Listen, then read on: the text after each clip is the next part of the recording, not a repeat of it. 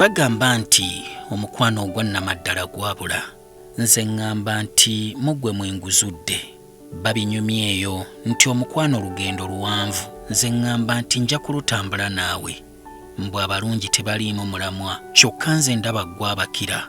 Bonna abaali bange yanga bwe nagwa eddalu, naye ate nedda. Nze ndowooza mukwano gwe guntembye. Wamma omulungi Sembera, nze nja kukwagala lubeerera.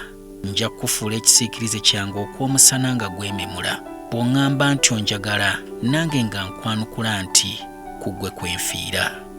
Saagala ofe nnyo ku mbeera gye ndimu olwaleero, kubanga bangi boogera nti omuwala lwondo nga ggwe oyinza otya okukomekkerera nange bisaati waabwe.